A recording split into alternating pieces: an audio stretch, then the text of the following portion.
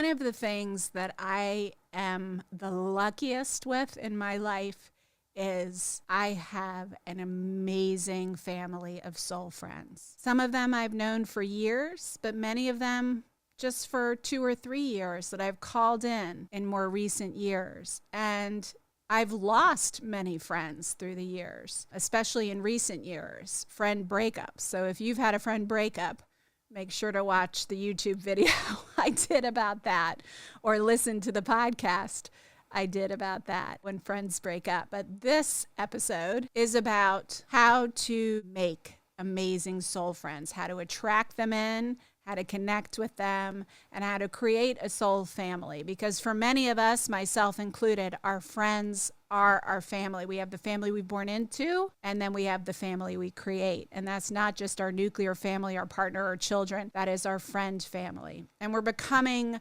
more and more a tribal society again, where community is more important than ever before. So I want to share with you some of the tools and the techniques that I have found, or the strategies that really will build your soul family, okay? And it starts with knowing your own soul, being your true, authentic self. You know, in elementary school and adolescence, when we first started really consciously making friends, or perhaps struggling to make friends, I have yet to meet an adolescent, really, who doesn't feel like they have to be a certain thing to make friends. They have to be cool, they have to be pretty, they have to be hot, they have to whatever. There's all of this pressure to fit in, and that stays with us. And for many of us, we have operated in our lives well into adulthood, feeling like the only way we can have friends is if we are a certain way. And so we don't necessarily show our authentic truth to our friends. We don't let our freak flag fully fly. We aren't as ridiculous as we might be. We may not share all of our kooky beliefs or our ideas because we feel like they won't be accepted. But the truth is, do you really want friends who don't accept your authentic truth? If you're going to make soul friends who speak to your soul, you better be showing up with your true, authentic self. And by the way, the more you do healing in your life, the more you heal from your childhood, from your traumas, from your triggers, the healthier and the more magical the friends you're going to attract in. So I do feel unbelievably blessed and lucky with the community of friends that I have, and how amazing they are and what beautiful souls they are.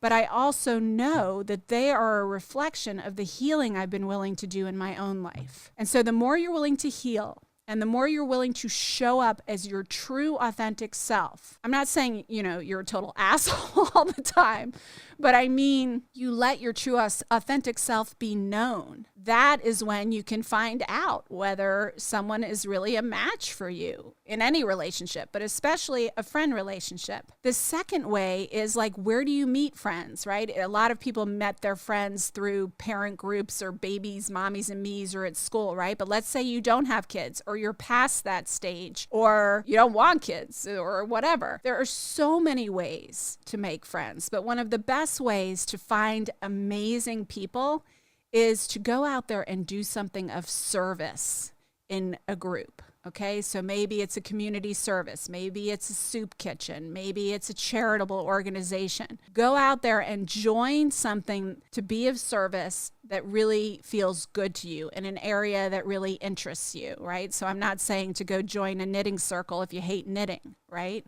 Because you're going to meet a lot of knitters. Or to go, join a soup kitchen if you feel, uncomfortable around homeless people, right?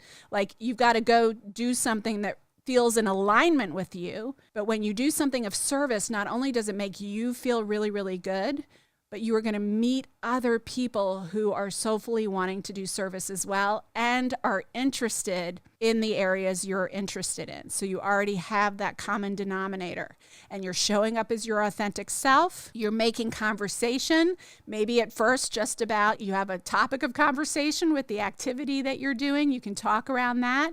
And then you ask questions about their lives and who they are and what excites them. You engage them, right? The other thing, ironically, you need to really make sure, because you're not just wanting to be attractive to the amazing friends, you're wanting to make sure that those friends are going to be good friends to you, the kind of friends that are soul friends, okay? And by soul friend, I mean they speak and they connect with your soul. They honor you. You can show up as your true self. You feel safe with them. They protect your heart. They stand up for you. They step up for you. They match you, right? Those are the kinds of friends you want. And that requires also boundaries, right? So often when we desperately want friends, we'll do anything for you. Okay, tell me what you need. I'll do anything you want, Like, okay, you need me to wake up at 2 a.m. and drive you to the airport? That's fine, right? No, I am one of those friends, and I think I'm an amazing friend. But every one of my friends know I am not the one you call if you need a ride to or from the airport. I do not do that, even for my own children, okay, or my husband. I do not do airport drop-offs and pickups. That's just an absolute full-body no to me. Other people, it's not. For me, it is. Okay, so you can hold whatever boundary you need, and someone who is able to show up for you as a true friend is going to respect that boundary and recognize your worth, not only in spite of that boundary, but because of that boundary, right? Any relationship that's a healthy one is going to respect your boundaries. And if you are going to be able to have a healthy relationship, you have to be able to set those boundaries.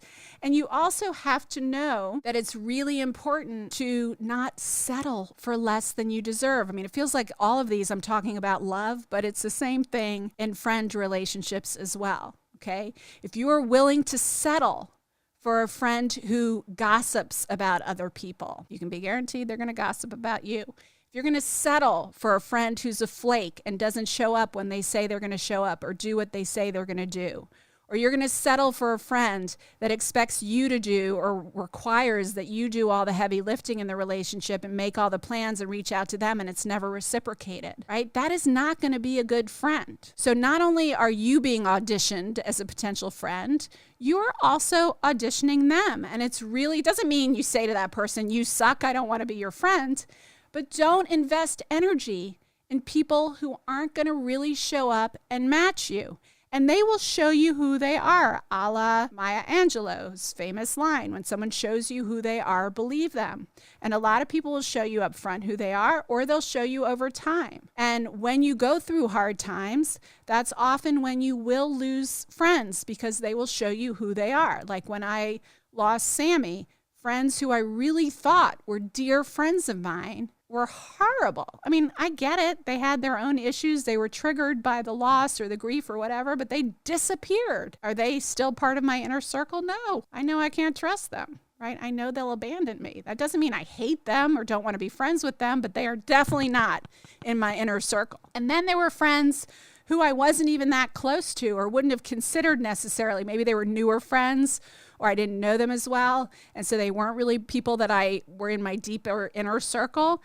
And they showed up in insane ways and got so much closer to me. And now they are deeper friendships than I ever could have imagined because of what I went through and how they showed up. So people will show you who they are. If you show up as your authentic self and you give it some time and you hold your boundaries and you ask for what you need and you're giving as well as you're receiving, you will find your soul friends. And most of all, keep healing, because in all of our relationships, we are going to attract and be attracted to people who are at our same frequency.